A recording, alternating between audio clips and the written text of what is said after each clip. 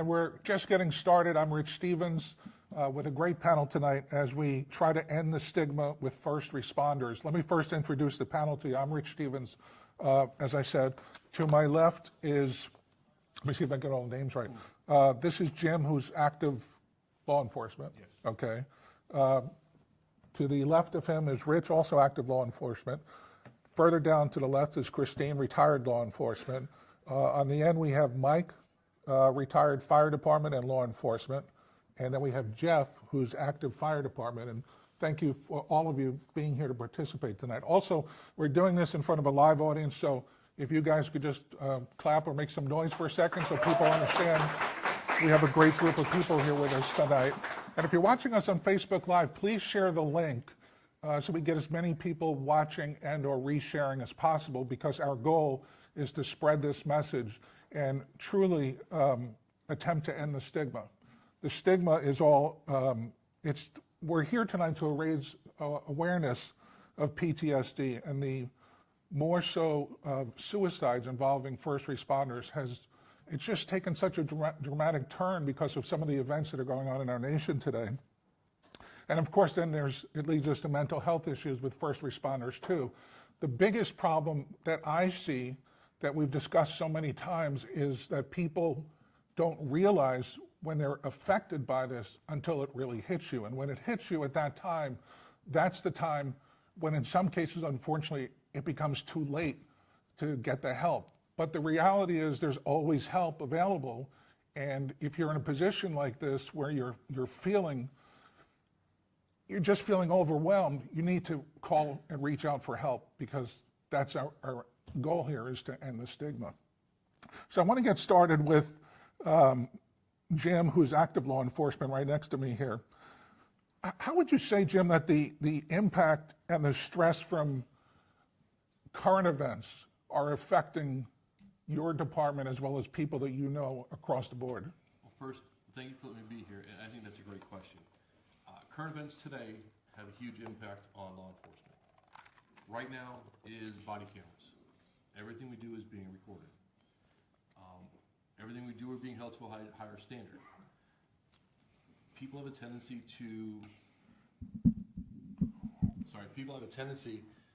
to judge law enforcement based on what they think they know or what they see, but really don't know the facts. It's like basing a decision on very little or no information. It has to change, and the change has to start now. I believe that in order to make a decision, an informed decision, you should know all the facts based on that, and don't jump to conclusions. A lot of time people do jump to conclusions, especially the problem that I see is the mainstream media that jumps to these conclusions, and right away it's the cop's fault. The cop is the bad guy. The paramedic is the bad person. The fire officer is the bad person. And we see these videos, like we're watching right now on Facebook. We've seen videos on Facebook that if you look at the video, it looks like in numerous, if not every time, that the law enforcement officer is at fault, when in fact we don't know what happened before that. But the general public, because of the media sharing this, it screws you guys right off the bat. I agree 100%. And one of the things that people have to realize is it's all about perspective. If you have one camera angle, you're going to see one thing and one thing only. But in many cases, many videos, there's multiple camera angles, and what really happened, what it looked like really happened on one camera, the truth comes out on a different angle or different camera. And mainstream media, which one are they going to show? Whatever gets them the ratings. They're always going to show the good guy instead of the thug that, and I go back to St. Louis, instead of the guy that was really the guy that tried to take the officer's gun, reached into his car. Instead, they showed high school pictures of him, dressed up with a tie. I agree. We had a similar incident right here in South Florida. I'm sure everybody's aware of it. I don't need to name the case, but it was the same kind of thing where this guy was trouble, and they showed pictures that were 8 years old on all our local and national media. So that's a big problem too. How does this impact law enforcement directly, not involved in these cases, but every time you see one of these? I believe it has a negative effect, and this is why. In law enforcement, we make split-second decisions. If you have to think about some of the things that happen, And if you're second guessing yourself or saying to yourself, if I do this, what are the repercussions? There was a case in the Midwest where an officer basically was beaten to death. Well, she wasn't beaten to death, but she was beaten very severely. And when they asked us, why didn't you use lethal force, the officer indicated that I don't want to be that person. So for having an officer, to sacrifice him or herself in order not to be on TV, not to be sensationalized, not to have everything you've ever done in life come out in the open, I think it has a negative impact that needs to stop. I want to direct a question at Jeff, who's active fire department. In regard to shift work, where you're away from your family for a number of days at a time, that could have a negative impact as well, not only on you, but on your family as well. So how do you deal with this kind of stuff? Absolutely, and I think that's one of the, thank you for asking the question, thanks for having me here, but I think that's one of the things that we're trying to educate our new people that are coming into the academy now, that are looking at this work. You don't want to go 3-4 years and then realize, hey, I got to work 24-hour days. Sometimes with mandatory overtime, you have to work two shift days in a row before you get one off. And I think all that, when we talk about, incident stress and everything, is that's organizational stress. That's occupational stress that comes into it, and that plays into it. You talked about being in that black area in your career and stuff. And if you're sleep deprived, which a lot of times our firefighters are, and they get into a stressful situation, whether it be from a call or something like that, that has a huge impact on the family life. So, And it's very difficult, and that's one of the areas that we're talking about that has that stigma again that could affect you mentally and physically, of course, too. sure. I think if you look at a lot of things that happen with firefighters, it's a lot with the sleep deprivation. They get into a stressful situation and then they can't sleep. They go home when they're supposed to be sleeping, they can't. They go to work, they can't sleep.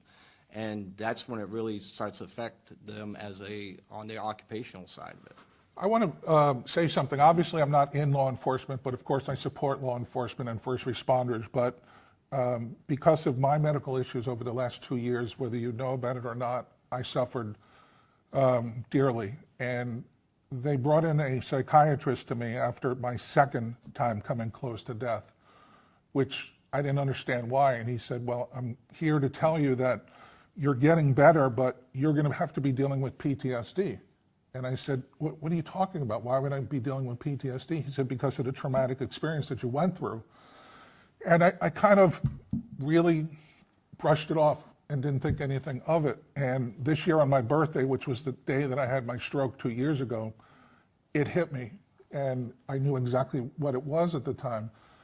Although I wasn't prepared when it happened, it came back to me what he was saying to me. So I can't even imagine people that are seeing or have seen fellow officers, fellow first responders, fellow fire department personnel that lose their life or we just had a case recently, I think it was 2 weeks ago in Palm Beach County, where an officer was shot in the head while running across Congress Avenue. I mean, how does this affect you? And is this a big indicator of PTSD affecting you because you're seeing this stuff, and it could have been you, God forbid? Whoever wants to answer this one can take it. I'll answer that one. Thanks again for being here, Rich. It's always traumatic because not only are you thinking about what just happened, your family's thinking about what just happened, your friends are thinking about what just happened, and then to carry on with what Jim mentioned earlier, you're thinking about what that officer, that deputy, that corporal, that trooper, that agent, you're thinking about what they did, and then you're thinking about your agency, how they're going to handle it. You're thinking about the news, how they're going to cover that incident. So the stress sometimes becomes too much. Do you get to a point where you know that you have that stress, but you don't know how or if you can reach out for help? If I was to go, I'll answer that personally, absolutely. And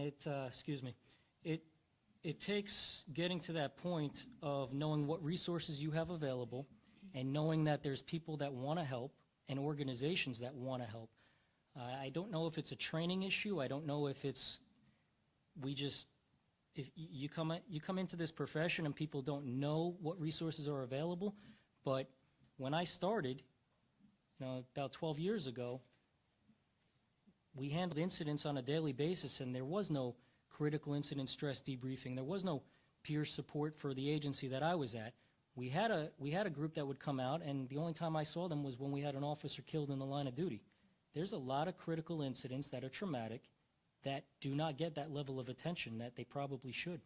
It's kind of like the school shootings. I mean, we're just a few miles away from, I believe, the worst mass school shooting in United States history, and there have been several more since that day. And the part that I still can't figure out is, why do we hear about them and then it's dumped right off the news? We don't hear about them anymore. And that's the point that we've gotten to now, where it's just a 5-minute news, not even a head story anymore. So that's got to affect you guys as well when you see this stuff, and law enforcement doesn't even get thanked enough for what they do. The amount of turnout for the shooting at the Fort Lauderdale airport and the Parkland school shooting. And if you look at how the thing that I got out of that is watching the coverage and seeing how department after department after department from all over the area all ran to help. Well, and we could go into the issues that happen there, but I don't think this is the right place to do that. But again, that shows the brothers in blue that go and put your lives on the line. How does it come to a point where you don't feel that you can reach out? Because I think that's a big problem. A lot of people don't feel that they can reach out, because then their partners or the people in their office are going to say, hey, did you hear so-and-so, went to seek help? How do we get past that? Go ahead, Christine. Basically, it's the stigma, and it's quote unquote, it may be looked at as a sign of weakness. But the bottom line is each one of us handle different things as we're confronted by them. And with the police department, I can say in my case years ago, there was no debriefing. Nobody came to talk to me. In fact, the first words that I remember after I was involved in an incident was, if you feel anything, if you have any nightmares or flashbacks, make sure you don't say anything. And that's probably the worst thing you could tell anybody after they've gone through something traumatic. Things have changed throughout the years, but it's still not where it should be. So if anybody goes through any kind of traumatic incident in law enforcement or first responders, there should be something implemented with the departments that right away they should have somebody speak to them and make sure that they are able to talk about the incident and go through, whatever they went through. And there should be officers that can come and speak with you regarding that after that, without anybody knowing or just feeling comfortable that you're not alone if you're feeling anything. Like with my case, it wasn't an officer, it was a psychiatrist, which was, Yeah, but the furthest thing. psychiatrists are all book smart. They don't know anything about the reality of being in there and going through something. So you could get the best psychiatrist in the world to give you their analysis, but, Because we might have some in the audience. oh, I'm sorry if there are. Hey, well, I'm not saying everybody, not all of you, not all of you. But let me ask you this, But- isn't it a good time maybe to have law enforcement officers that train specifically in the mental health area to deal with just this? We have law enforcement and fire departments that have social media people. They have entire rooms full of people just dealing with social media. So why don't we have somebody, deal with this mental health issue? Let me just take a question real quick from somebody in the audience. Hi, my name is Rachel. It's more of a statement than a question, but I think that there is a change coming in Florida. And I think a lot of it actually hubs out of Coral Springs, based on the Parkland shooting. And I know a lot of the work that Chief Badman does with his department and Chris Bader is they've actually created like a team of clinicians that actually work for volunteer within the department, and they help things, but it's really, it starts at a bottom level with you guys as peers, talking to each other on a day-to-day basis. Yes, it starts from the top down too, but you have to start talking about it, have a conversation, make it normal. But a lot of it's just like, hey, how are you today? It's having that conversation, so it's implementing those peer support teams from a bottom line, adding your other teams onto it. But really, it is management of it, but I would really suggest more and more departments having clinicians a part of that and being comfortable with the culture. They know the culture, they know the lingo. Potentially they have backgrounds in law enforcement or first responders, but I've seen it firsthand, the amazing work that they do there, and I'm proud to be a part of it. Well, you see, what you just said is what we were just directly talking about. I'm going to get to you, Jim, in 1 second, because I know you want to say something. Feel it right here.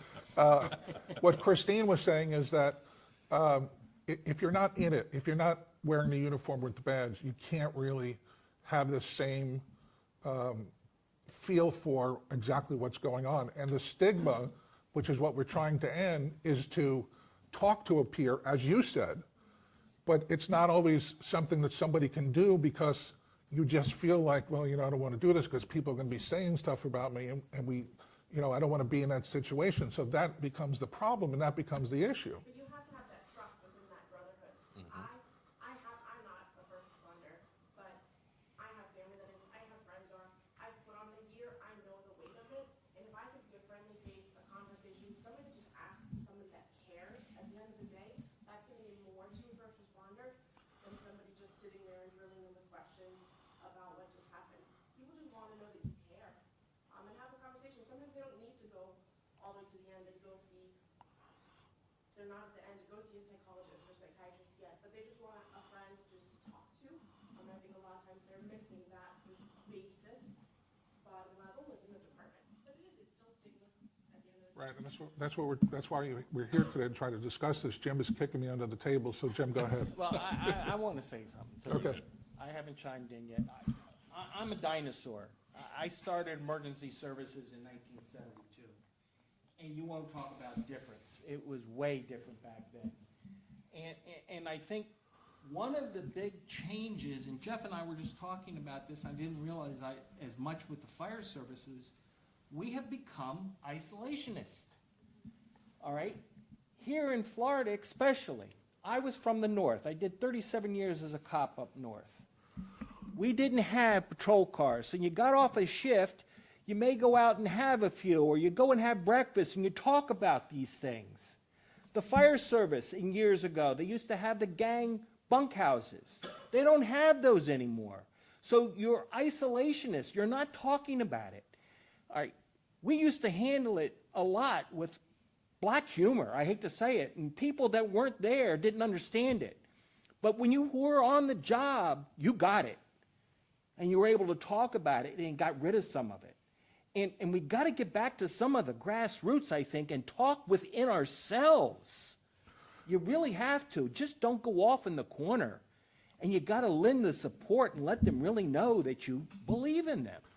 Mike, one of the things that I think you're relating to is back in the day, as you said, there was always the guy that walked the beat, and there was the pair of police officers in each police car. Here in South Florida, or actually most of the country today, it's one man or one woman cars, which is quite different, so you don't have anybody to talk to.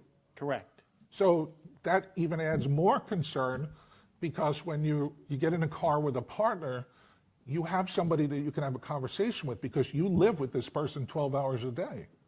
So how is that different today in your mind as back then in regard to what you were just saying?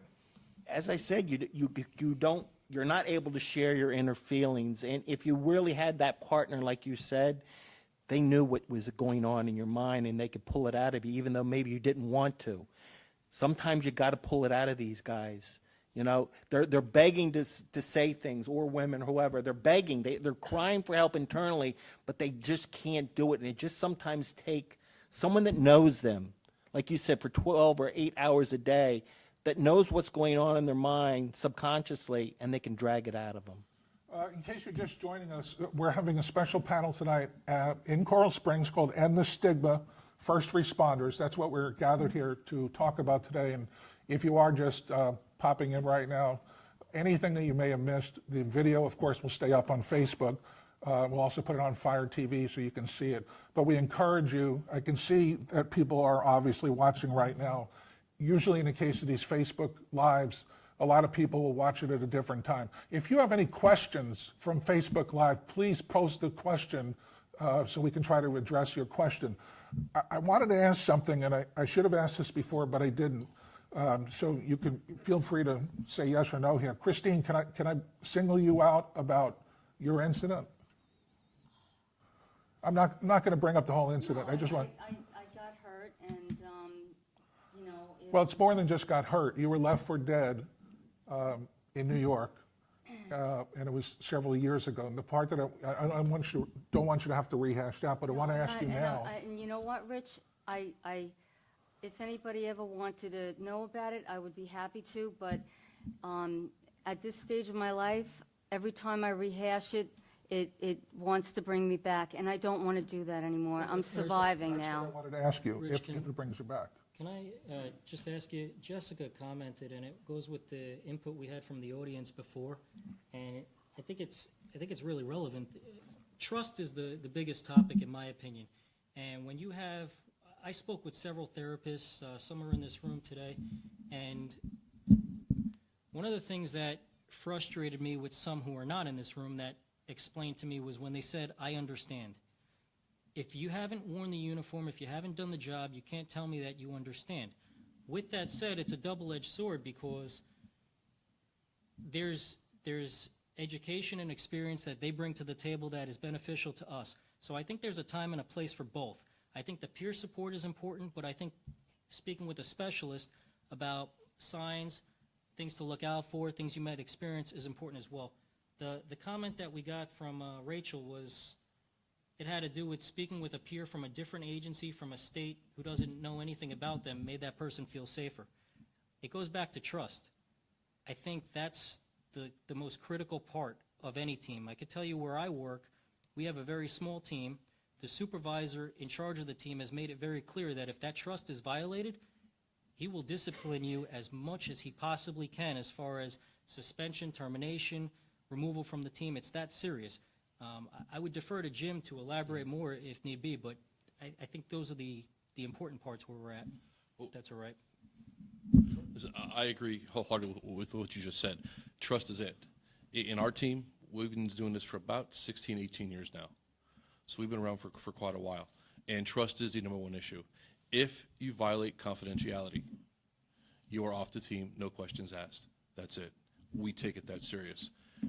We've helped numerous agencies from Dade, Broward, Palm Beach County. We've been all over. I do believe in peer support. I think that is a good thing. I also believe that from a doctor standpoint, either psychologist, psychiatrist, a licensed mental health counselor, it's very difficult for them to come into a roll call, come into a meeting with law enforcement. We are a completely different beast. If you are not one of us, we don't trust you. A lot of people feel that you're there for one thing, that's to judge them. And officers like, listen, and the big thing, no, I understand is, are you okay? We're all going to say, yeah, I'm fine. But are they? No, they're not. When we go out, we had a question in the back? Oh. When we go out and talk to people, the first thing when I introduce myself to law enforcement is go, listen, I'm a cop. That's who I am. I've been doing this for 25 years. I got 7 years in the military. This is who I am. We're here to help everybody. And we found if you talk about it, open up, that's going to help you. We have resources available. You can talk to us one-on-one. We give you information of what goes on. One of the big things I see is that how one person feels, someone else does. But because we're so individualized, so isolated, we don't know that.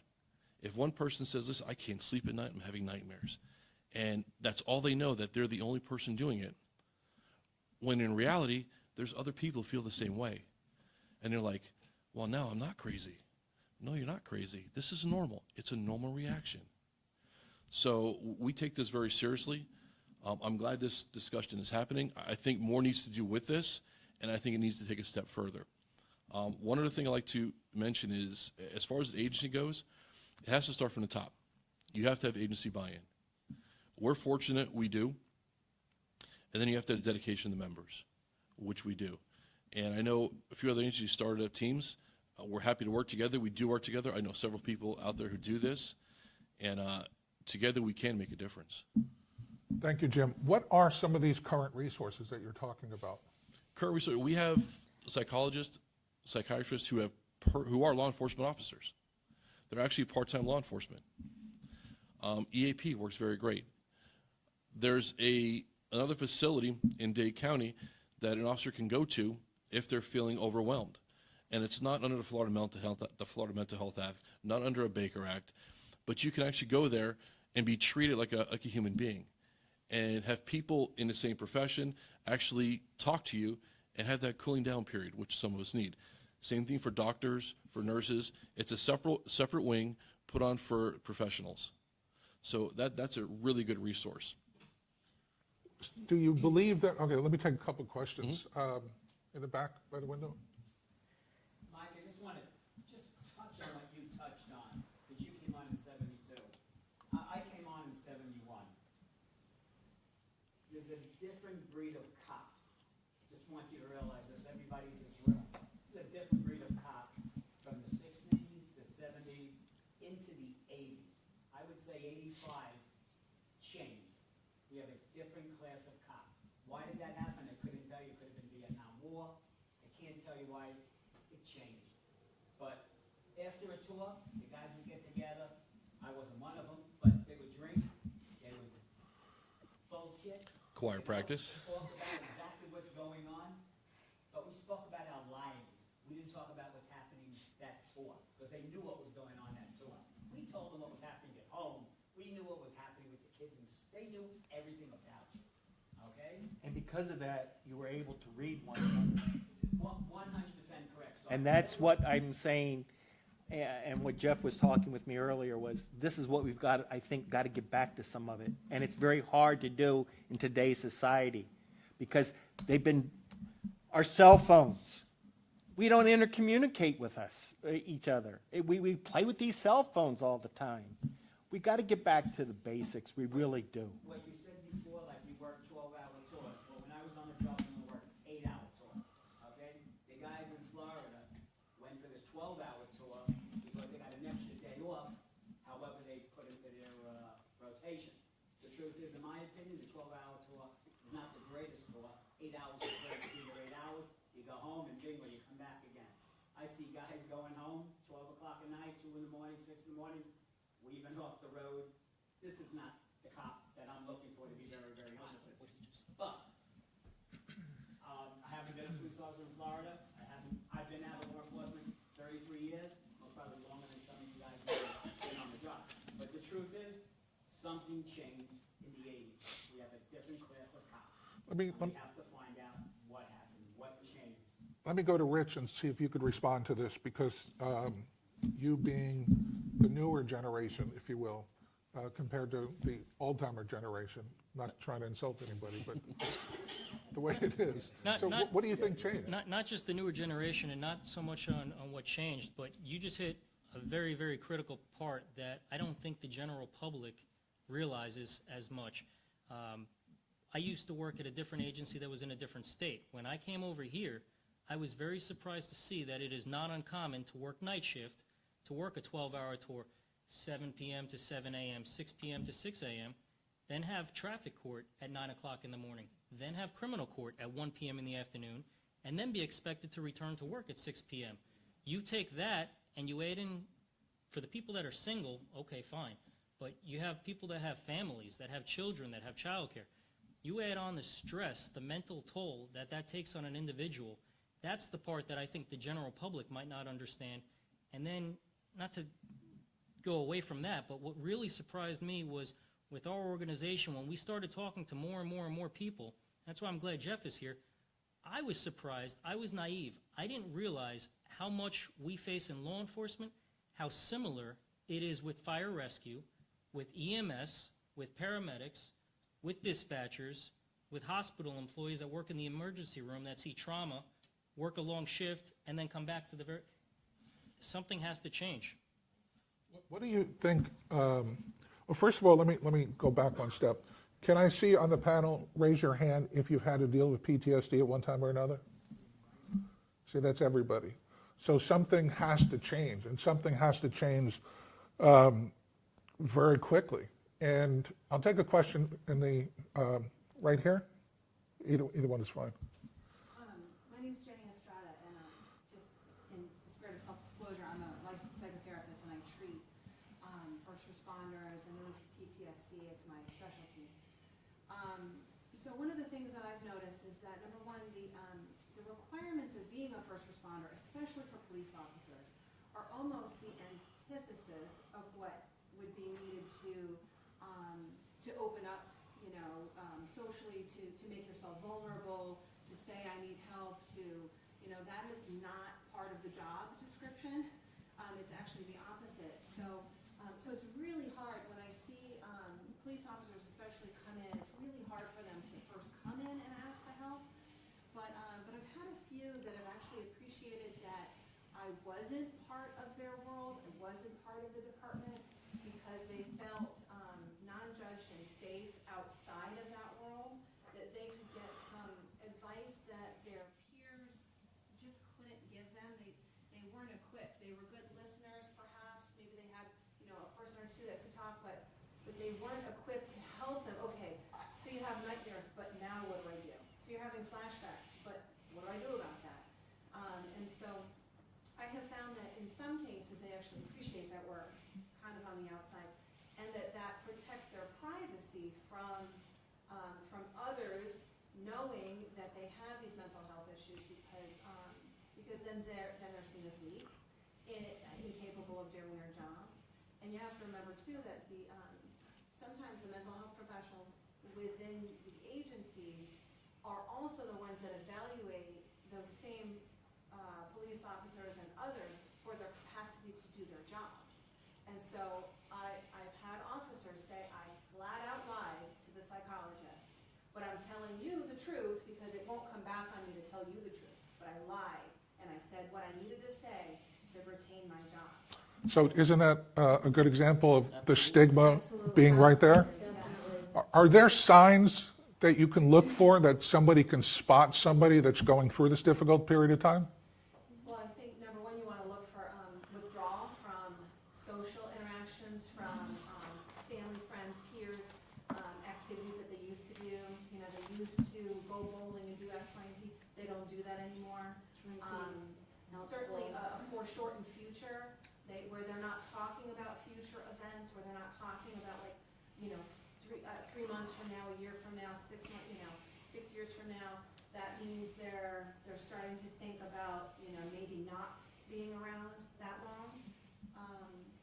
And that doesn't always happen with PTSD, but with that, certainly having a struggle response, being very irritable, maybe more so than normal.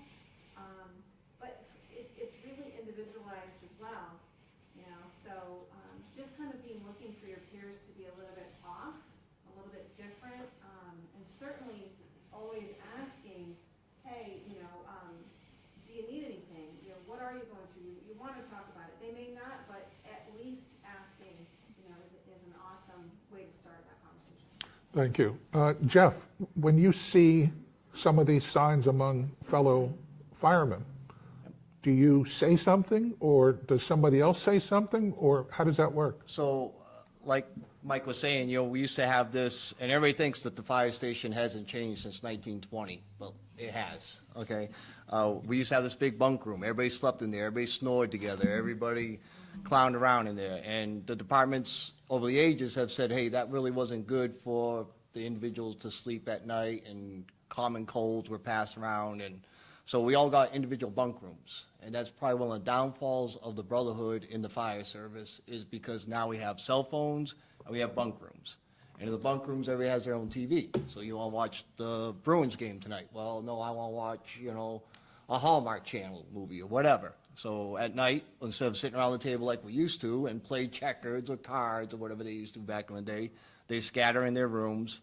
And so, we don't get that interaction. And like you said no, the police officer back there said he used to know what his guys were on his shift. We don't have those, we have the conversations, but, to see if somebody's actually in trouble, we'll always ask that question. But I'll tell you what, like she said, we lie and everything. If you're going through a dark time, you're not going to come out and tell people. Somebody will ask you how you're doing. You're going to say, I'm fine. Especially if you're waiting for a promotion, especially if you're looking for something else to come along the line. You're not going to ever admit when somebody comes to you and says, how are you doing? Unless it's to that point. And when somebody says, you ask that question and somebody says they're having an issue, they're in serious problems because they've been dealing with that for months and years before they finally actually come out and say it. And sometimes they don't at all. Go ahead, Jim. Right. I agree with you wholeheartedly, but I think it has to take a step further. And a step further I think we need to go is educate the family. Because we all go home to our spouses, our wives, our fiancés, your family, whoever it is, your kids, you go home to them. And it becomes a norm. Your actions now are the new norm for the house. Well, built up over time and time, PTSD is going to set in, and your family's going to think, hey, well, dad's having a bad day. Or mom's just, whatever happened, they had another bad day. But I think if your family members also can recognize signs and symptoms and changes in you because they know you the best, it has to go that way. I wholeheartedly agree with that, and I think what we have to do is and over here she says starts from bottom up. I think it's the admin's responsibility to make sure, and don't get me wrong, we have a lot to do with it too, but I guess, like I said, we're hiding it. The admin has to go out and make sure the families know this. That's why we're doing our recruit classes now. We have a family night where they bring the families in and say, hey, listen, if you ever experience anything, there's any issues, you make sure you come to somebody and get help for that person. Even take it a step further, mental health can't have that stigma anymore. We have to realize that, listen, it's happening. We know it's happening. And part of our yearly training, part of your training program should include mental health awareness. And it has to start someplace, and we have to get this thing taken care of. I just want to mention one other group that can't go without mentioning is our corrections. Our corrections have the same thing, and a lot of times people don't understand those. I would do an injustice to my brothers and sisters that wear the badge in corrections if I didn't mention them as well as who? And the military. Well, the military, but that goes unsaid. But the general public just doesn't understand and doesn't get it. I'm sorry. But again, the problem with that is I go back to the mainstream media that doesn't help in that aspect, which if we could somehow turn that around, it might be a big help to families and people that are not getting the help and get people to reach out before it gets to that wrong point. It needs to come more to the forefront. There have been, and I'm not one that preaches that they do a great job, but there have been some particular TV shows that have at least brought it to the limelight a little bit more in recent history this past year alone, and made it humanized to where, yeah, it's okay, we understand, and you got to continue, and we'll help you. And we've just got to change things. And you were talking, though, about broadcasting these shootings. In some aspects, I'm glad they don't bring them out that much, because I'm wondering how much of this is people doing copycats to get them on the TV all the time, as well. But at the same time, when things are broadcast, like the recent, I think it was about a year ago, the Facebook shooting, where the guy looked like he was reaching for a gun, the officer shot him while it was being on Facebook Live, like we're doing right now. Yeah. And something like that, and this is just my belief, is that more of these things should be seen. The things that you guys that had to go through Marjorie Stoneman Douglas High, walking through those hallways, whether it was before or after the event, nobody should have to do that. But you are the people that did that. And that's things that outsiders really can't relate to, other than the Law and Order and the Blue Bloods kind of shows, which is kind of there, but not really. It's still scripted television, which makes a big difference. I think that's a great way of educating the public. Go ahead. Thank you for letting me attend today. I had spoke to Christine and Rich before we started, but Mike and Jeff both brought up situations that have hit home with me, being a first responder myself, married to an individual who has symptomatic PTSD, and now having a son that's entered into the fire service. But I can tell you, when my husband's episode started, it's a combination of things. It's not one thing specific that's going to end this, but it's a combination of educating families. As Jeff had mentioned, I've seen it change over the 22 years that my husband was in the fire service, where wives did a lot of things together. We did a lot of things with the department. And you're right, cell phones have changed that because those things have gone away. And the same thing with peer support. There's a fear in the department alone of just being able to talk to that person and bring it to light. The bunk rooms, as you stated, made a huge difference with my spouse, who used to cook for the crew. That was his thing, and then he chose to isolate himself. And if somebody from the crew had gotten a hold of me, then it would have triggered me to think that something was wrong. But nobody was getting to me to tell me that that was happening, that he stopped cooking for the crew. And the same thing is administration, bringing the training in to educate everybody that it's okay to speak out about this and that your job's going to be protected. How did you find out that he stopped cooking? How did I found out from him Oh. after the fact that he shared with me his suicide plan and what he intended to do. And I mean, I worked in addiction and psychiatric for 16 years almost, and I just never thought I would be on the other end of it. So it was like a real punch to the stomach for me. And then, as I told Christine earlier, there was nobody there to support the spouse. You lose your members of your crew because they don't want to be associated with it. They don't want to be burdened with it. So it's it's like a perfect storm right now of things that are going on, and there's not just one answer to it. It's a combination of a lot of things. And I'm grateful because PTSD brought our family closer together. For many years, we were all apart. Nobody wanted to be around the irritability, the hyper-vigilant behavior, the tyrants.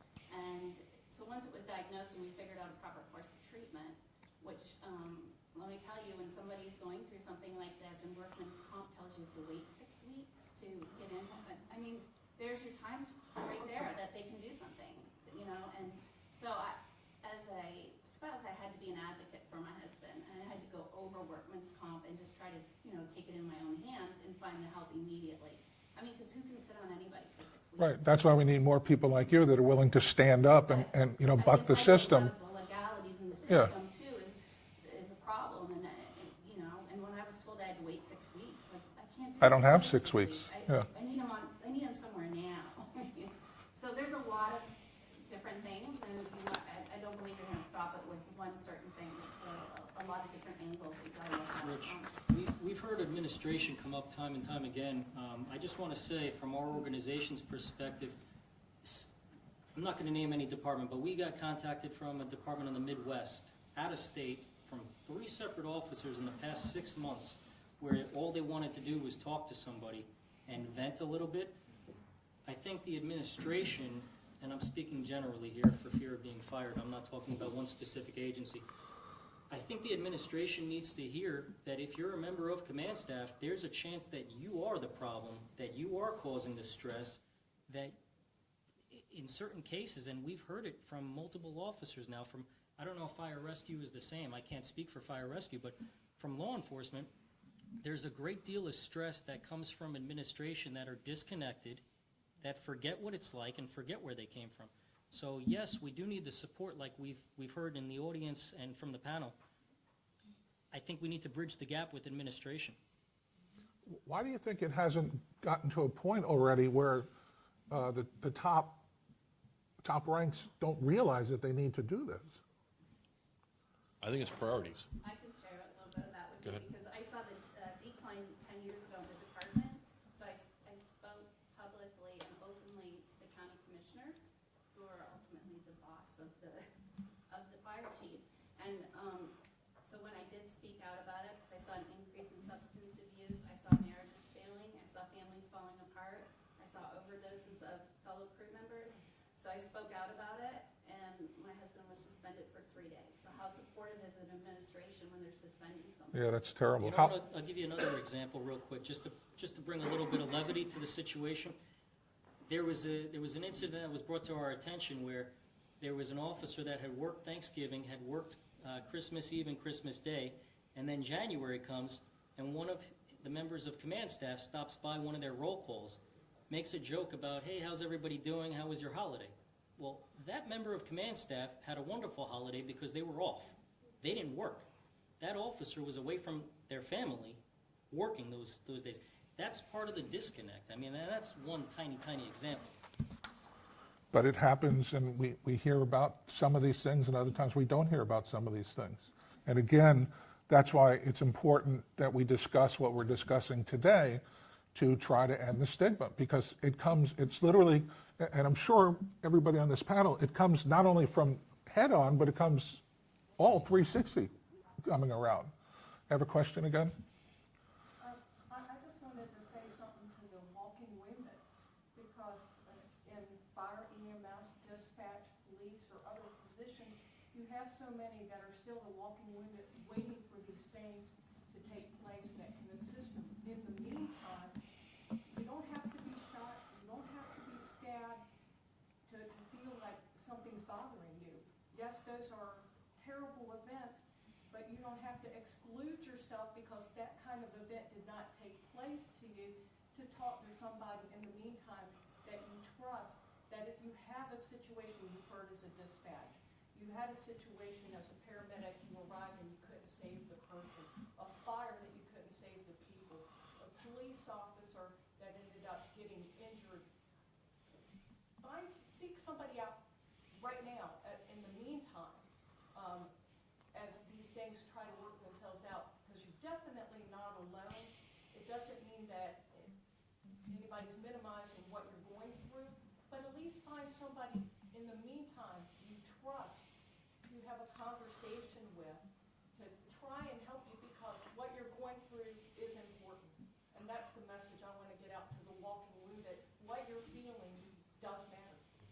I think it also goes to, I forgot who mentioned this, somebody with a question in the audience about how it used to be and how it is now. When I was growing up in the Bronx, there was a guy named Frank who everybody knew because he was the guy that walked up and down the block, and he was the only cop that anytime you were in trouble for any reason or you needed 10 cents extra for the good humor man, Frank is the one that gave you the money. We don't have that today anymore. So community policing, even though we do have so-called community policing, but it's nothing like it once was, where I would challenge anybody on the panel to tell me the name of one particular family in the area where you work and know these people personally. Is there anybody that can do that? I can, but I'm not going to mention their No, name. you don't have to mention their name. I'm just asking, because times are different today, and we lost that connection with the community. And I think when we lost the connection with the community, we also lost a part of ourselves connecting with these people that will ask you first, hey, Rich, how are you doing today? How's everything? Good to see you. That comes back to the pressure, and I don't want to get away from our topic, but it comes back from the pressure to get to the next call, handle the next call. We've had conversations with dispatchers who've reached out to our organization because they get pressure from their chain of command about letting a call hold too long. Just so some people can understand that concept, you have Jim works on this side of town, and I work on this side of town, and because a call comes out that's on my area but I'm busy, they're going to take Jim away from his area and send him to my area just so that call doesn't hold, just so they can get to the next call, because it's become such pressure from the top. I hate to say this, it comes down to one thing, the almighty dollar.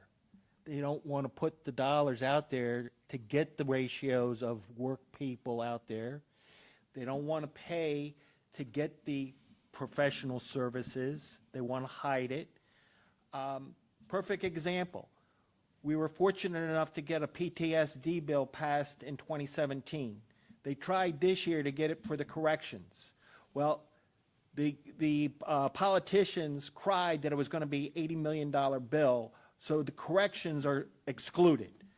We have to protect our people, not just the first responders, the people that are really out there that need it also. It should be across the board. And we've got to get these things, but it's the almighty dollar. We all, and it's not just a law enforcement, but everyone wants the person to do more work, the same rate of pay, with less people. Or in some cases, less pay. Yes. Which makes it even worse. And we can't keep doing that. It's the straw that broke the camel's back. And it's getting that way. It really is, in my opinion. Just to piggyback off of that too, I know agencies throughout the county, throughout the state that I've spoken with, the old saying, you got to strike while the iron's hot, which means something bad has to happen, and then that incident comes to the forefront. Take this that we're talking about today. If nothing happened, no major incident, we wouldn't be here today. But now things are starting to happen, and it has to get done, so you strike while the iron's hot. Same thing with administrators. You know, when it's budget time, their priorities are all about budgets. When something else is needed, their priorities shift. There has to be a priority set on mental health and mental health issues. Well, also the issue you have is the chief or the sheriff or whoever the top administrator is doesn't make the decision on themselves. That has to go, as somebody in the audience said, through the Board of Commissioners, who really don't get what first responders do. I truly believe that. I agree, but there are some chiefs, some commissioners, some cities that really, really take this serious, that we have a lot of support, that will support our agency, mental health, and all this. We have the support, but I think it has to go nationwide, and more people have to get on board with this. And that's why things like this are great. If you need help, assistance, get a hold of one of us. We can show you what we do, how we do it, and we have the resources to help you get to where you need to be. Jeff? Rich, I just want to go back to what the audience was saying about the walking wounded. When I first heard about PTSD years ago, I knew that was from the military. And I said, those guys, they deserve it. They see some horrible stuff over there. And everybody, I think, on this panel is going to back up a military guy with PTSD any day. But what they do is they go, on their tours, they go for a year, 2 years. Obviously some guys go for extended years. Our tour of duties is anywhere from 20 years to 30 years. And that's a cumulative of stress. I mean, if you've been on this job longer than 6 months, I don't care if you're a police officer, a firefighter, or EMS, dispatcher, been on a job longer than 6 months, you got some form of stress. Now, that stress is every day you pin that badge on your shirt and you go out the door. You're going to have stress involved in it. And it doesn't take, like she was saying, the big event to cause PTSD. You have some type of stress involved every day you're out there. And it may take that just 10 years of dealing with that stress and you have an incident, or it may take that one incident on top of those 10 years. Let me see by a show of hands on the panel, how many have been in situations where it was so stressful, but you did not bring it home? Didn't say a word to your family? You don't say. Yeah.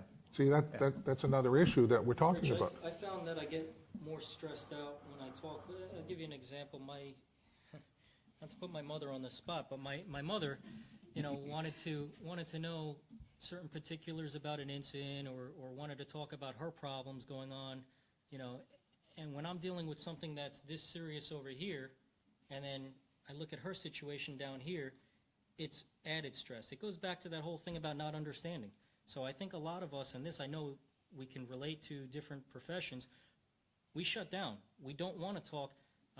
Somebody commented on our page earlier from Jessica talking about how can we include the spouses. That's a good question. I don't know the answer to that because personally speaking, and maybe one of the specialists in our audience has a suggestion, but I shut down. What I did was when I have stress and I have an incident that I need to talk to somebody about, I talk to somebody that's a police officer, somebody that can relate, and that's my comfort. That's what I do. But I don't know how to include the spouse, and I think go ahead. What? So I don't have the answer to that, but I do know that on the VA website, the Office of Veterans Affairs, they are doing, they have a link to Massachusetts General Hospital, and they're doing a lot of training and support for families of war veterans. And so the Massachusetts General Hospital has a real strong psychiatry department. They're really trying to train clinicians on how to help families, but also to give the families of veterans the support they need to understand PTSD, to understand, how to receive. So if we could kind of replicate that or take that as a model to then translate very closely to first responders and give, the families the education and the clinicians and even, administration and everyone that support, then we create a culture of openness and discussion and support, and then it starts to trickle down. Are you saying this directly with the VA in Massachusetts, or just their concept? It's either, well, I'm saying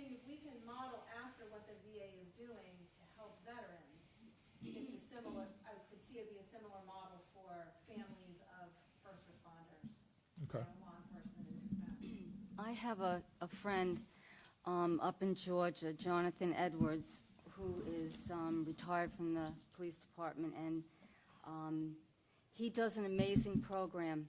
And a lot of these problems that occur on different levels, we could take those stresses and put them elsewhere, like work out, or try to eliminate thinking about them on a moment-to-moment or daily basis.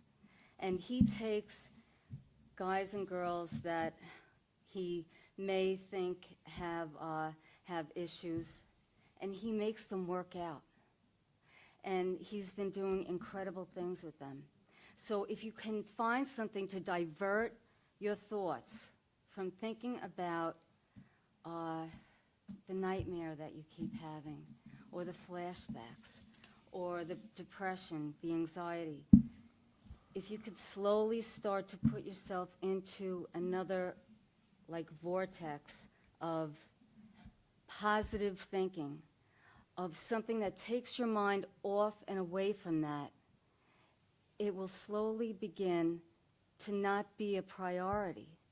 And that's like later, somewhat, but like I said, everybody's on different levels. And what they really, I would suggest, if I knew the stuff now that, and I applied it back then, I would have probably been more successful in handling everything that I had gone through, because I just prioritized that. And every time I went out and did talks at different conferences, I mean, I had to keep going back to it, and it kept coming back to me. The idea is you face it, it's there, it's part of your life. Your life is now forever changed, no matter how you look at it. But if you can find other things to take your mind away from that, even if it's slowly by slowly, eventually you're going to have that in a different place, and you'll be able to function better. We're pretty lucky. Our organization has two separate organizations that reached out to us, and when we get these calls, we can't give it to everybody, but there's two organizations that have distractions.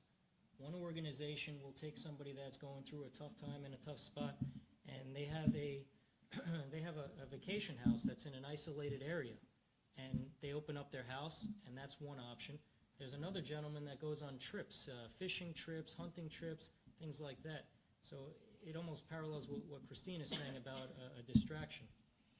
I almost wonder, maybe we need to go back to some programs that have been around for years that have done some marvelous work, along like the addiction programs, where we share anonymously in the rooms and talk it out. And you can also get the families involved, just like with Al-Anon and things like that, just to name a few. But it's fine to talk out initially when it's happening, but I think you need some kind of support to continue to go on after that and keep working through it with other people. And I just want to say one other thing. What really scares me, the gentleman in the back was talking about we've changed since the 80s, the personnel that's coming in. I'm really scared what's going to happen, because we're losing good recruits. We're not getting the caliber of recruits, and we should all be scared about that too. Jim wanted to address what we're talking about. I'll get to you in just 1 second. I agree, but, whether police, fire, EMS, corrections, military, it's in us to give. We will give, and go nonstop. If it takes 12, 14, 16, 18 hours, we'll do it. We'll give the shirt off our back. We've all bought meals for people. We've all helped kids do whatever. That's what we do. The hardest thing for us to do is to receive. And I think once we teach us how to receive and actually practice what we preach, we're going to help ourselves. I think that's very important that we all take a serious look at that. And as they say, action speaks louder than words. So, Yeah. Go ahead, over here. Rich, it's two things. It's funny what, not funny, excuse me,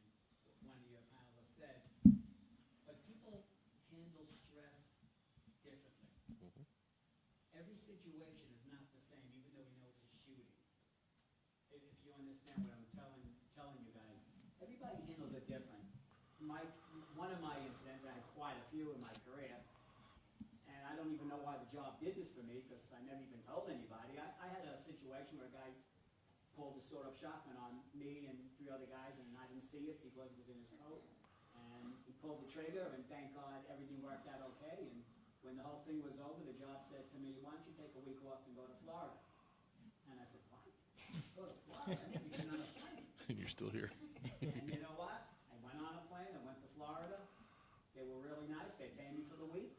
I got to the airport, I went up to the rental counter, and I said, "I want to rent the car." Showed him my ID, and he says, "You're too young. You had to be 25 to rent the car." And I was under 25, I had to get a Miami-Dade cop to walk over and tell me, "I'm a cop from New York, I just had an incident, I wanted to rent the car," and he got me a car. But it was funny, nobody knows it, that the job sent you away for a week and just relax. There was nothing wrong with me, I felt fine. to be very You know what, it's a lot of the little things that unfortunately, like your story, that hasn't been told. The little things like JetBlue paying for families to fly in for the Parkland memorials, that really wasn't publicized that much. And it's all these little stories that I think should be shared more, whether it be through social media or through these groups like Jim was talking about, everybody coming together, and maybe we'll make a difference that I way. didn't say the job paid for me to go to Florida. They just gave me the time off to go to Florida. Marty in the back. Only you, Alan. You got a question over here? You know, you're all touching on really good things, but let's bring it all together now. What you wanted to do is stop the stigma. That was the first subject in your, to stop the stigma, you have to make it not guilty. Okay? You're not guilty for your cumulative experiences. Through your life, how many dead bodies you've seen, how many injured people you've seen, how many times you've been attacked, you're not guilty for that. And I think recently, 2 young people killed themselves because they felt guilty. And those young people killed themselves because probably everybody told them stop thinking about it. You can't stop thinking about it, okay? Everybody processes it differently. In this room, there are people who care. Almost everybody in here has some trauma. It's cumulative, like you said, it adds up, all right? I'm almost 40 years in law enforcement in uniform, okay? It adds up. You see vehicle homicides, you see fire, people who burnt up in fires, you see chunks of people. A couple of us here were at the World Trade Center for several months. We saw flattened out human beings, or chunks of human beings. We went to hundreds of funerals. After a while, it takes its toll on you. It's okay to feel bad. It's okay to feel guilty. Okay? We got to end the stigma by saying it's okay to be damaged, and it's okay to get a bandage, and it's okay to get first aid, and it's okay to get continuous treatment. That's okay. All of us want to do that. So if we, in this room, just us, take our part every day in trying to grab somebody that we think is suffering in silence, each one of us will do enough good. That's what we've got to do. We've got to start to end the stigma by unstigmatizing it and making it our own. Okay, because the sheriff or the chief or the commissioner or the mayor or the governor or the president, they haven't been there. Okay? They haven't been to Vietnam.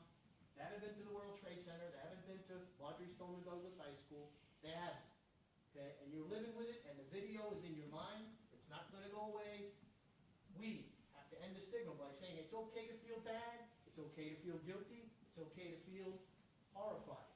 All of that is okay. Let's talk about it. Let's work it out. Let's work towards a healthier us. And let's help the people who need to be helped by telling them it's okay that you feel bad and damaged. We're going to try and fix you by talking about it. I think that's a great point. I think you made a lot of great points. But again, the same thing that I'm going to say, which I just said to Jim a few minutes ago, action does speak louder than words. And we in this room can make a difference with 1, 2, 10 people by each going and talking to each one of them. That's a great start. But in order to end the stigmatism, it has to be more than, cumulative in this room might be 100 people that we can touch, except probably more that are watching the video right now. We don't know where they're watching from. And again, if you're watching right now, the panel is called End the Stigmatism, First Responders. And wherever you're watching this from, maybe you have a situation that you're in right now, please reach out and ask for help. Don't let it get to a point where it's too late, because there is always somebody that will in fact listen to you. Rich, I'm sorry. Just to hit on that also, like he's saying, we have to end the stigma too, but my concern is the guys that are in crisis right now. We're talking about retreats and stuff like that. That's already after you've said you've had a problem and you're trying to get treatment and stuff. There's people out there, the walking wounded, whatever you want to call them, that are in crisis tonight, that need to talk to somebody. They have to talk to somebody tonight, not tomorrow, not if we get better, maybe next week or something. And we actually had a guy come down in our department. He was a firefighter behavioral health alliance. Jeff Dill was his name. And his whole thing was he kept stats on firefighter suicides. He lent some treatment out there, showed the spouses what to look for, some of the signs and stuff. But his whole goal was to try to keep the stats, because the stats aren't even being reported correctly on firefighter suicides, police suicides. They're underreported, you know. And his whole, at the end of it, you know, his whole day of training, his whole idea was to have a plan. Just like we have a hurricane plan. We know that we're going to go through 20 years in this career. We're going to see stress on a daily basis. It's going to be that one bad day that it really hits us. It's going to be when we're sleep deprived. When you're sleep deprived, everything's out the window, I swear to God, because I've been there, and it's a bad place because you don't know who to talk to, when to talk to, why you want to talk. And his whole idea was to have a plan. He actually passed out basically cards where you would go down and you would write down, if I have an issue tonight, these are the two guys I'm going to call. And those are the two guys that number is going to be in my wallet when I have an issue. And just like a hurricane plan, you update that every year, because those two guys might not be the two guys you want next year. But you have to, these guys have to be able to reach out to somebody when they need it, right now. I agree. And if it's a member of your crew, if it's your boss, if it's your best friend from the West Coast, even though I mean the East Coast, even though I live on the West Coast, I'm making a call. And these guys have to feel comfortable and trust to be able to say, these are the two guys I'm going to call. And it's all about trust. I mean, we just circled right back around to where we We started talk from. about retreats and stuff like that, but we got to get these guys before they do something. And again, if you're watching this video, at whatever time it is, it may not be live right now, but if you're watching and you need help, you can reach out under the post for this video and somebody will get back to you. You could send a private message or you could post a public message. It doesn't matter what time of the day or night or what day it is. I mean, it's such a moving thing to me, because I respect first responders so much, and they've done so much for me. I mean, literally saved my life a couple of years ago. Not once, not twice, but 3 different times. But I've had this feeling many years before that.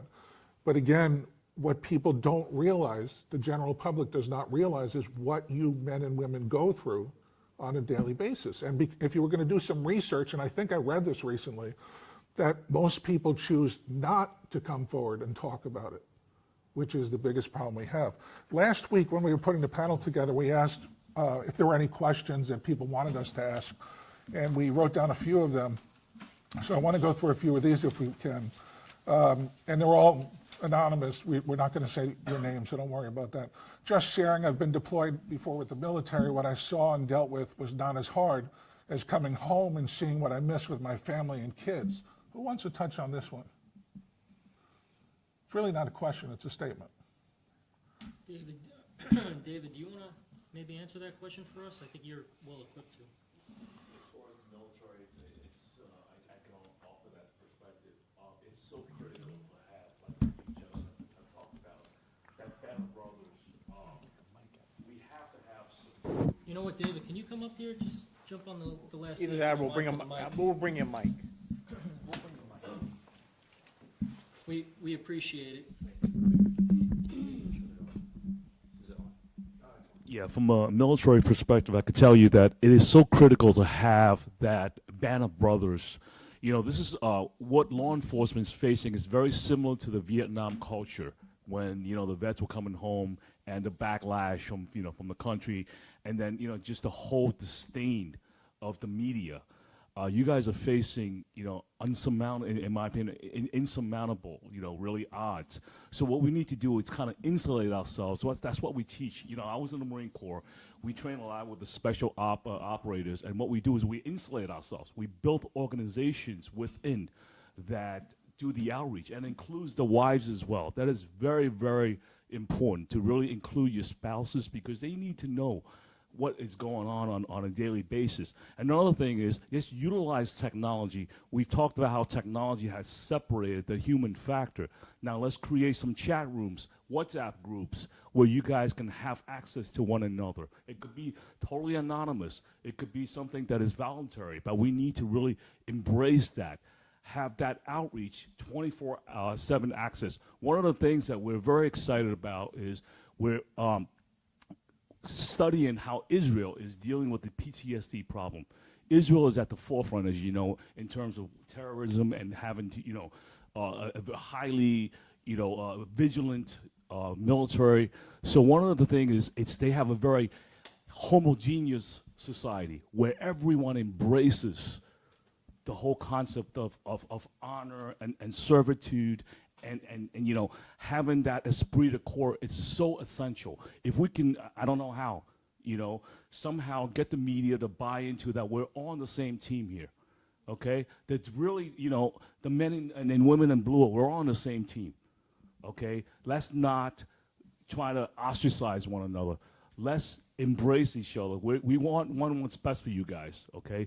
So another thing is technology. Israel is utilizing right now the Fitbit watches. Every time there's an episode, it triggers, okay, the nearby mental health centers. And this is something that we need to really look into as well, is to invest in technology and virtual reality. And these are the things that really, really can impact and save lives, because a lot of officers, I do, realize that they don't want to come out.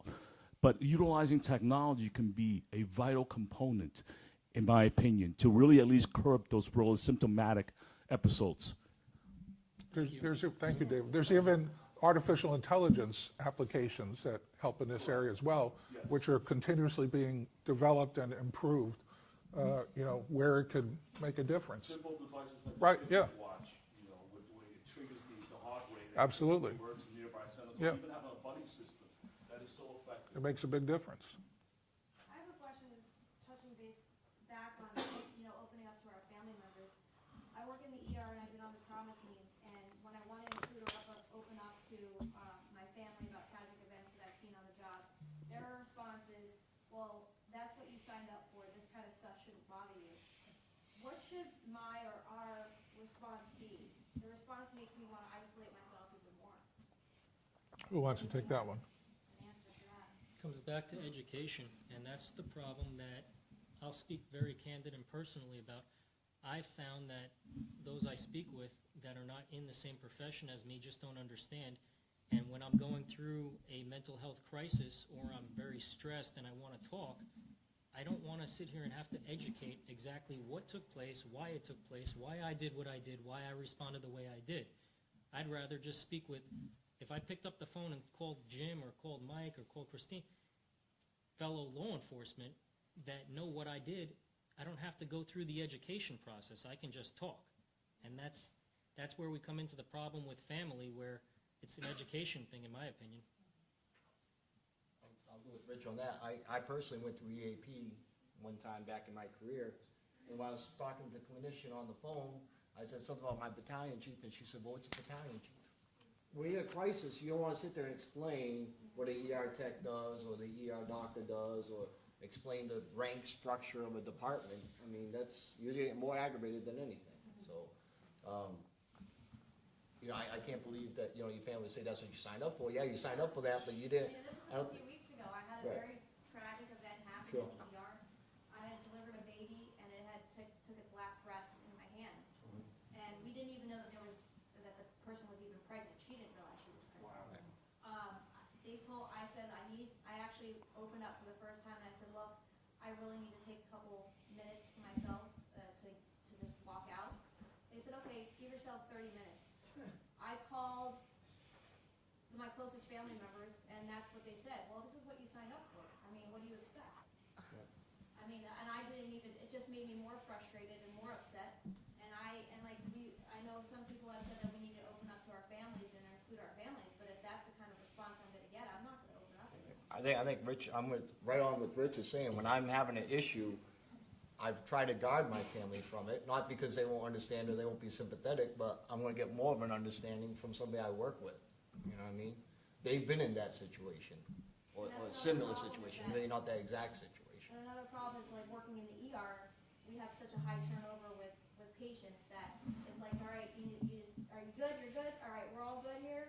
They don't actually ask you, they don't actually care if you are good. They don't wanna hear the answer. Move on. So we never actually get to deal with what we've actually got to say, like, it's very hard. I almost feel like when they ask that question that they're checking the box to say, hey, we asked, she said she was good, now let's go on to the next one. You know, they don't want you to say, no, I'm not okay. They just say, hey, she said okay. Well, that's why we go right back to the education again, and coming from the top and trickling down to the person that's in the ER, in this case, has to come from the CEO of the hospital. I mean, there's no doubt in my mind that what everybody's been saying here, we all agree on the same procedures and the way to go around these things. But again, this is so important to discuss over and over again. I don't think we can say it enough. When can we do this again? Well, you know, I was talking to Rich about this, and I truly believe this should be a once-a-month event, if not more. I'm more than willing to volunteer my time to be here to host. If you guys will come back, I mean, is that something we can do? You have to ask Ryan. You have to ask Ryan. Our wonderful volunteer, who's our technical coordinator, we'd have to have a conversation with him. Okay. Well, Should but we set up a place in Naples next time? Right. But you see, if people, Are we sleeping at your house? if people are asking on how often we can do this, that means we're getting through and we're getting across. Some other questions that we have any of the panel members or organizations they know of been successful in helping anyone? Yes. I would say probably everybody on this panel, because if not, they probably wouldn't be on this panel. I think if you ask probably everybody on this panel, they're saying the only reason they're here is because they want to help their brother. Because that's the only reason I'm here, is to make sure that what I went through doesn't happen to one of my guys. And it's gut-wrenching whenever we hear about something like that happening, and we feel as though we almost take it personally to a degree, thinking that, you know, why is this happening? And I mean, I myself say, why couldn't, I don't know the officer from anything, and I feel guilty that I couldn't have touched that person's life in some way, sense, or form to make them not take that step. All right, here's another question. As a civilian who is not a first responder, but wants to help and lend support, how can we help regarding first responders with PTSD?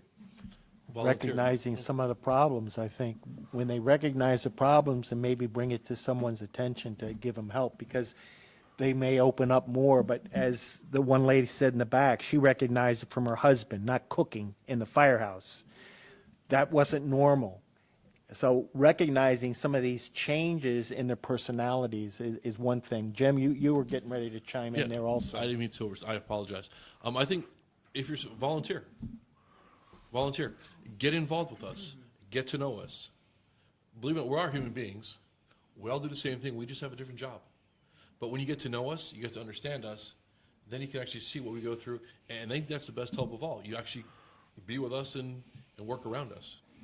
Rich, I want to touch we got a comment over here. 2 comments. Jessica wrote down, maybe hold this in different areas across the state, help elevate the continued conversation. I think that's a great idea. And then Margie wrote down that there needs to be written protocols when there's a tragic event, the person should have time off. I can tell you what we hear time and time again with agencies, especially with dispatchers, staffing. They can't give them the time off because of staffing, and then it lingers on. But go ahead. Go ahead, in the back. Well, just your comment there, I mean, what's a tragic event to me, it may not be tragic to him. So for me, okay, I deserve 5 days off. Do I repeat what I said? Oh, okay. We hear you just fine. Keep going. Thank you. No, but I find that to be a tough one, because it's well, you know, what I find tragic is different from what somebody else, and how we handle it. It's all an individual type of action, is what I gotta I say. can tell you locally, one of the agencies that we have here, there's a traumatic incident. Their protocol is to have a peer support unit dispatched. And with their firehouse, what they do is they take those involved with fire rescue with that house, they take them off the road. They all participate in the debriefing. Other stations cover for them. I can tell you that that same agency, one of their struggles is with law enforcement. They don't have that ability. So, you know, there's challenges. Do you think that's a good idea, though? I think, and Jim's more equipped to answer this than me, but I think you need to immediately have a diffusing, speak with the people involved, because experienced people that want to help are going to recognize who needs a little bit more attention and give them the opportunity to ask for help. I agree totally. Critical and stress is kind of what we're going to go after first. If you can stop that right then and there and start the process of dealing with it and your mental health, it has to start at critical incidents. And your supervisors, staff, whoever has to realize that what they saw is a critical incident and give them the help they need, just like the young lady in the back. That, to me, is tragic. At that point, something needs to be done right then and there to stop PTSD in the future and cumulative stress and things like that. But what about people that experience these horrific scenes and then don't want to take the time off because they just want to go, go, go? It's kind of like working the pilot during 9/11. There were people that were told, you need to take some time off, and they said, no, we're not taking time off, and they kept going and going and going. I believe that it should be mandatory. This should be part of the norm with police officers, firefighters, everyone else. You know, critical and stress debriefings, critical and stress management should be the new terminology we all use, we're all familiar with, and all know how to do it. And then the stigma, if you make it mandatory. Make it mandatory, end the stigma. Right? It could. Yeah, it's got to be mandatory. That's it, period. All right, we have a question in the back. You know, I just want to let you know, you asked about the pile at the World Trade Center. There was command staff, guys that were captain and above, that were going around looking to see which officers looked like they were tired and looked like they were run down. And they made them go to the respite center, which was a hotel on Vesey Street. They made them go to the respite center, and they made them rest for 6 hours. And they made them sign into a book. So there is some knowledge of that. These guys were the captain, one captain in particular, I knew he was a Vietnam vet, and he sent these people there. Okay, it can happen, it can work. But again, what Rich had mentioned earlier, it's staffing. It's how many people do you have? Can you spare 3 people to cover for 3 others that have to go and rest? And my response is, how important is that employee of yours? Right. How important are they? Do you want them continuing to work if they're in that state? I agree with you. I agree with you. It's They have priorities. to be able to function. They need to be productive. They need to be healthy here and the rest of their body. They get injured physically, they need to get their help. If you get injured up here, you just deserve the same amount of help. Well, that And there needs to shouldn't be be any training question. too, that they need to learn that before an incident takes place, so that they're not They need to be fighting the system reassured. to be removed. Just to give you an example, at our agency, this is expected by our officers. When something bad happens, we're going to be there, they expect us to be there, or they know who to call. And I think once it starts with that, you start having the buy-in, and people expect us to be there. And we're there every single time. And that's what every agency needs to focus on. That's, I think, one of the goals we should be trying to address. Kelly on the side, Rich. You can see it. When you're mentally hurt, you can't see it. Well, that's what I was asking. Are there signs that we can look for, or that anybody can look for to notice? That's what we were talking about before. And I agree with you. There are 9 times out of 10, you can't recognize the signs. And these people up on the panel here who work very hard at what they do, as well as you guys that, you know, were on the job and retired, work very hard at what you do, and you know you had to keep up that, whether it's a public or a personal persona, you didn't let these things bother you, but they were bothering you, you just didn't let anybody know. But just to follow up, and too many times we hear this, an officer, a firefighter, someone else commits suicide. And then after that, they start to realize, well, they start doing this. I saw them do that. Well, I saw this sign. I saw this. Wait, they did start giving stuff away, but I didn't think anything of it. So the signs are there, but the education that we go back to, as long as you can recognize them and don't put that blind eye. If they're there, something's wrong, address it. I'll tell you, one of the reasons we're having this panel is because, and you just mentioned suicide, for the last 3 years, we have had more law enforcement officers take their own lives than have gotten killed in the line of duty. Same with fire. Same Yeah. with fire. So there's a problem. I don't want to skip Kelly. She had a question as well. I mean, obviously our goal here is to end the stigma and be able to come forward. So for those of us that are currently working for agencies that maybe are not in these top positions in the organization, how do we get this conversation started? Because we're the low men on the totem pole. So I would direct this to Jim and Jeff, like how do we start this conversation and get this ball rolling? So I tell my guys, so I'm a captain in my fire department, and everybody says, well, it's, you know, the young generation coming in, young generation coming in. Those guys are receptive to this. They want to make sure that they're taken care of. It's the older guys in the department that are saying, hey, when I grew up, I didn't have this.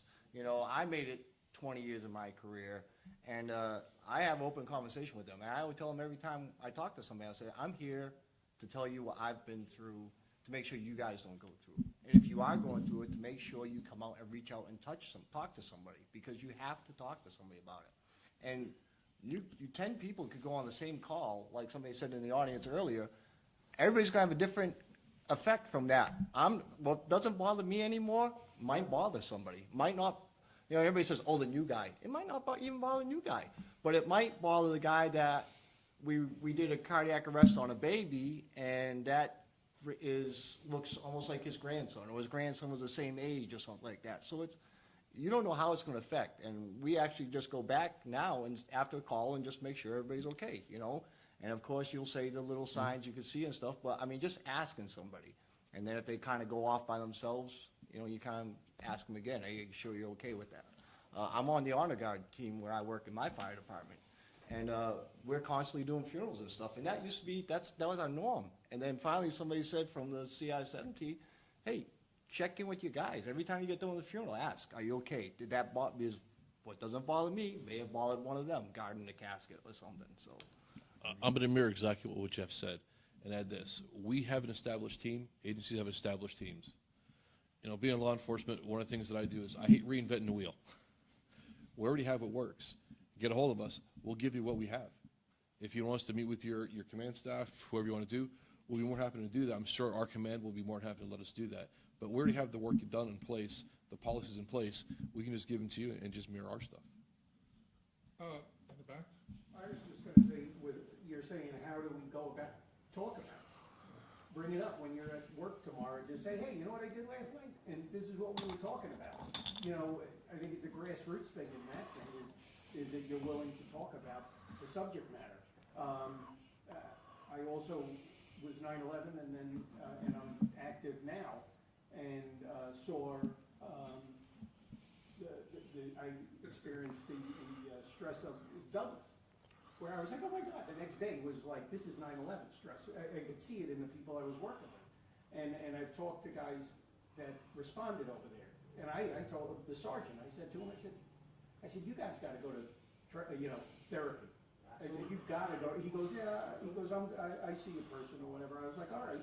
I said, but man, I said, all these guys that were at that scene should be getting some type of therapy, getting talked to and stuff like that. Because it was amazing. That South Florida experienced 9/11 stressors on, what, 2/15, you know. Well, 2/14 it was later in the afternoon. 2/15 when we all went back to work and we're like, whoa. I mean, I can only speak from a law enforcement perspective, and my spouse is in the fire service, so I see that side as well, but I don't know as much about your training. But I know in law enforcement, we have yearly in-service, quarterly in-service. Why are we not talking about this? Why is this not being brought up? You know, we go over. Because it's not mandated. Right, we go over critical incidents, and we do, but there's nothing with how to deal with these critical incidents, you know? So it's like, we need to start talking. It's just like anything else. I mean, look at Chicago, how many cops there kill themselves? I mean, is the department's going to have to resort to something like, five cops killed themselves in our department this year. Oh, do you think that we should start to do something about it? I mean, is that what it comes down to? It shouldn't have to come down to that. It should be taken care of before that.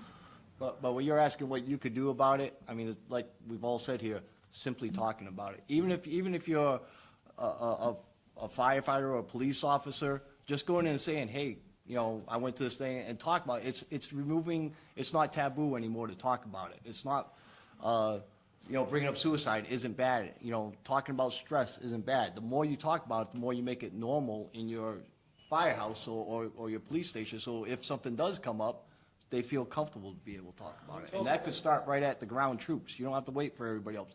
Just say, hey, listen, we have stress every day. It's not that big event we're waiting for. Rich, do you have roll calls down there in South Florida? Every agency is different, but yes, where I work, we do. Okay, so the agencies that don't have roll, people don't realize how important roll calls are.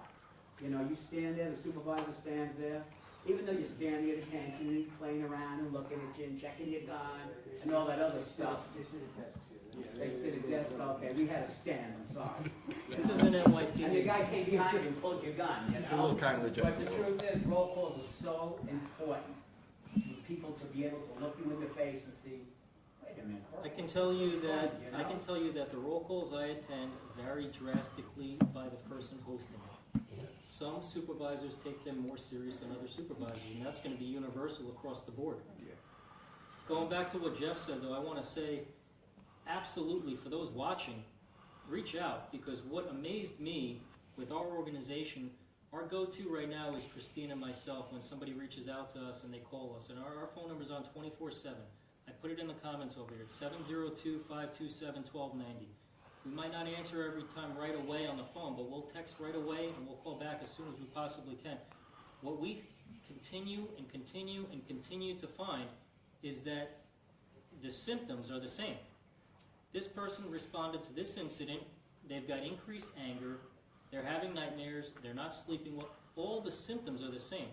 So when we start realizing that it's normal experiences and other people have the same experiences, I think that we as a generation, I think we and first responders in general, we have to get more comfortable reaching out and realizing what I experience might be what she experiences, might be what he experiences. Another question, which I think is, this is a really good point to ask this question that we got. Given those of you on the panel, what you've been through with respect to your own professions, both fire and law enforcement, would you guys encourage someone to begin the same career today?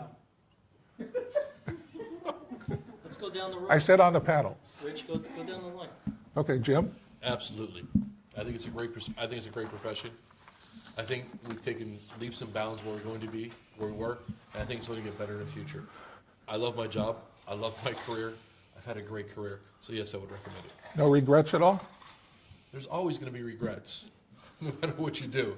But to some guy or girl that's in college right now and studying law, would you recommend this job to them? Yes, I would. Okay.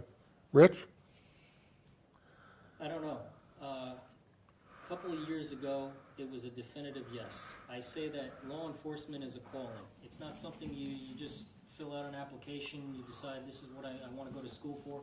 For me, it was a calling. I went to college, I did my first ride-along up in Providence, Rhode Island. I was hooked, did what I had to do, got hired, and I love the job. I absolutely love it.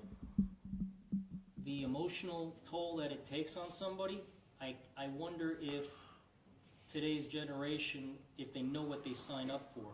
I go to these academy graduations for fallen officers' families, and I see the innocence, and it pains me because I know what they're going to experience.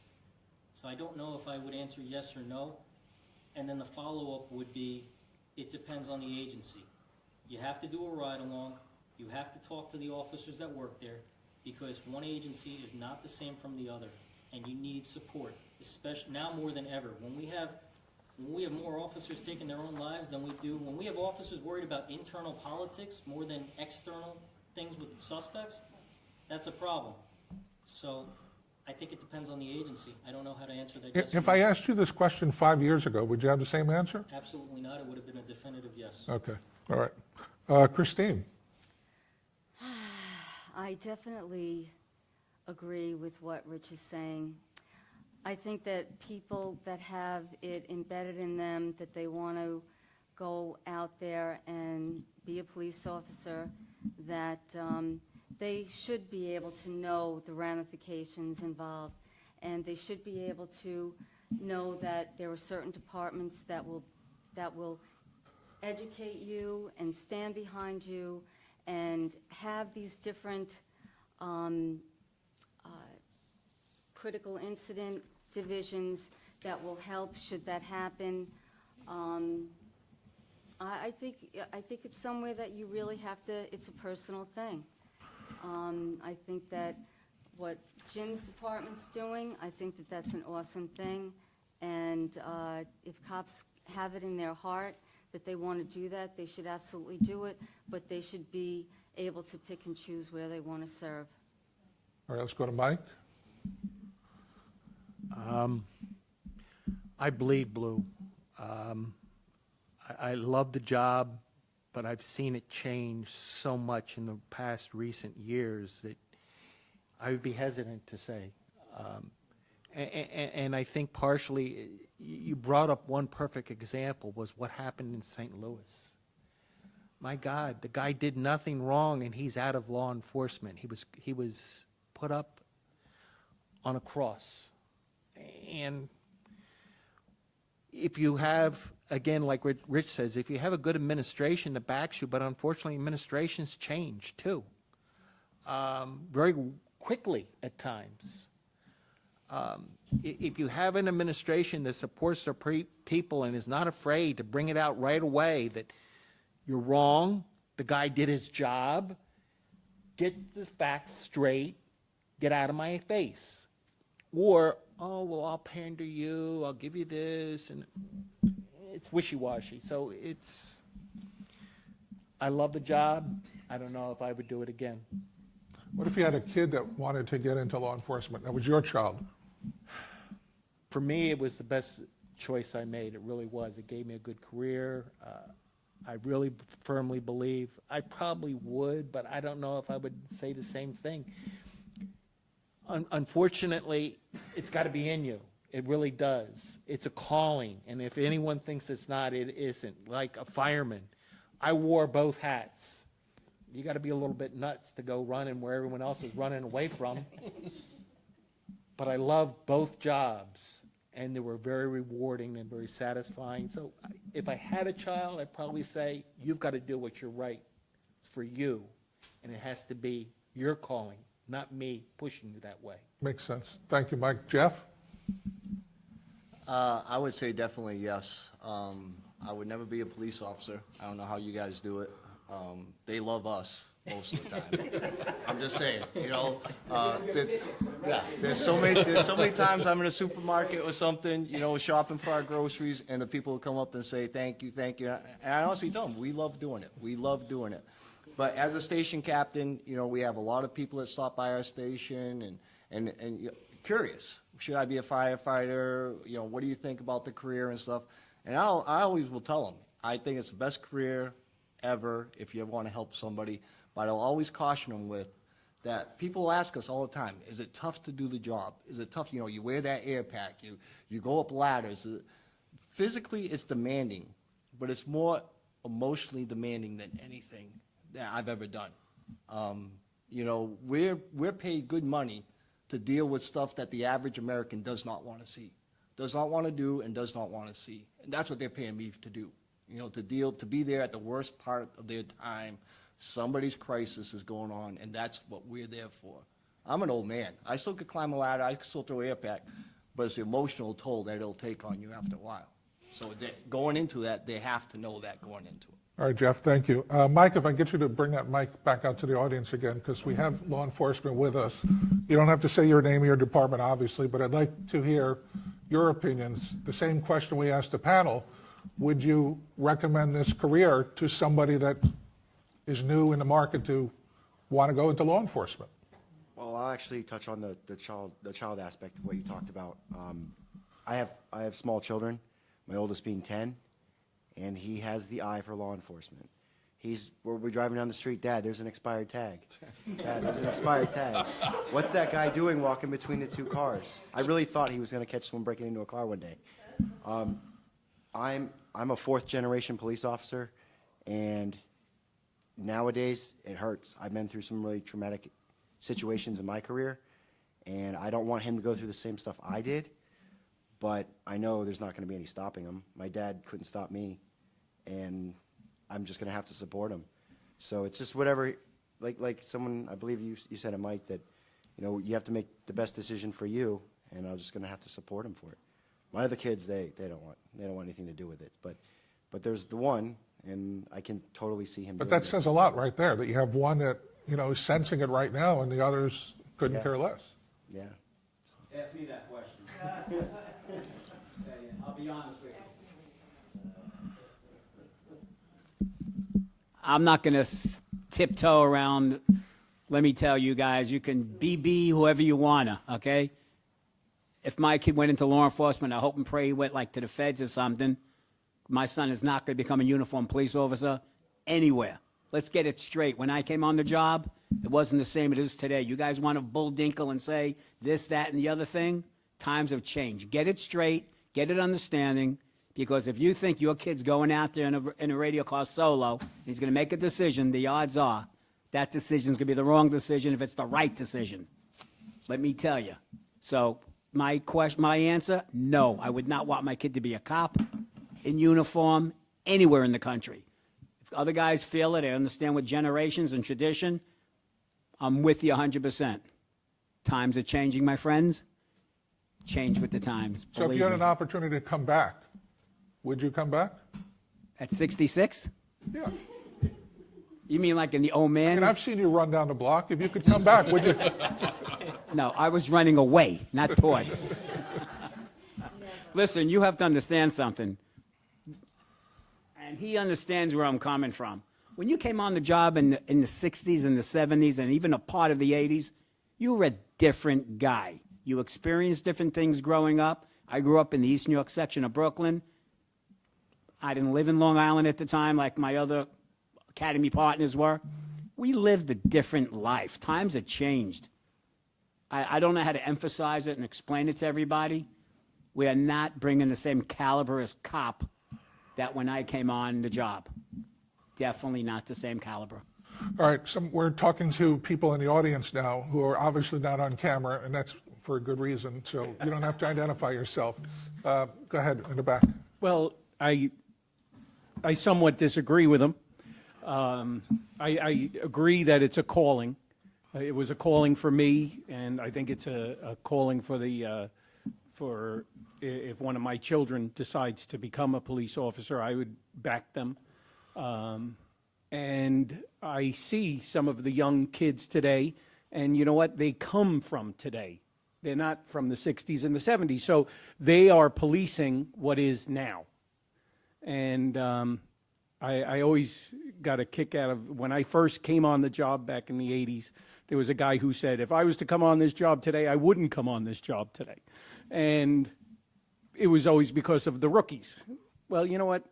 They're the rookies, and they're going to learn just like we did. We were rookies, too, at one time, is the way I feel. And they're experiencing what life is now. And I've met some really good young cops out there.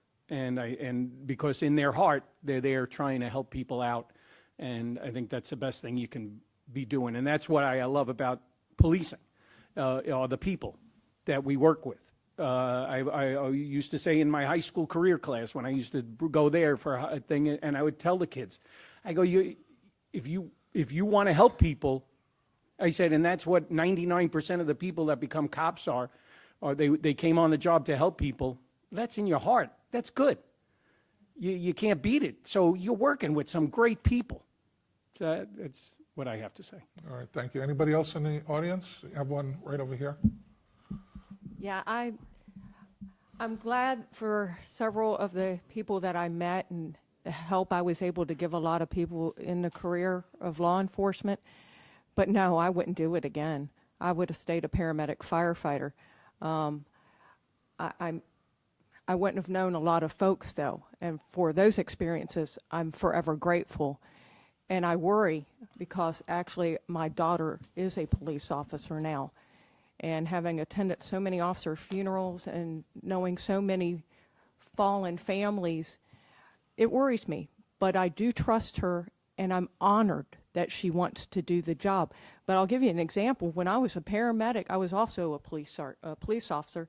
I went to one area the same day for a heart attack victim, returned later that evening working as a police officer. I was loved earlier in the day, and I was absolutely hated and called all kinds of names being a police officer. It was the only position I've ever had in my life where I was hated and attacked and injured permanently.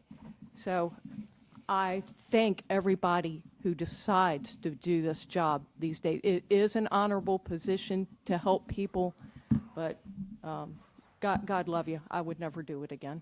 Thank you so much. I just want to thank our panelists, Jim to my left, I guess you're to my left or your right, depending on how you're which way you're looking at it. Rich next to him, Christine over to his left, Mike, who's on the other side of Jeff.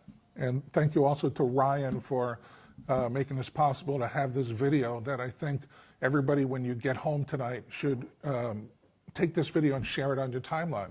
I think the conversation is a very healthy conversation, and I don't think it ends here. It definitely doesn't end here. I think we need to keep discussing over and over again, and I don't think we could discuss it too much. To end the stigma, to really make it happen, we must discuss and keep on discussing and tell other people about it, not only for first responders, but people in hospitals, the people that work in emergency rooms. I've always considered people in emergency rooms first responders too. I don't know that you're looped into that category, but I've always thought of it that way. So to everybody that is here tonight to watch and participate, thank you as well. We were supposed to do this for 1 hour. Look at the clock, we've been here 2 hours now. So that says a lot right there. Rich, we want to thank you also. Thank you. Thank you. I appreciate it. It's my honor and pleasure to be here anytime. And if we do continue doing these, please, I'm willing to, anytime you need me, as you know. Thank you. All right, thank you. Thank you, guys. Appreciate it very much. Thank you. Bye.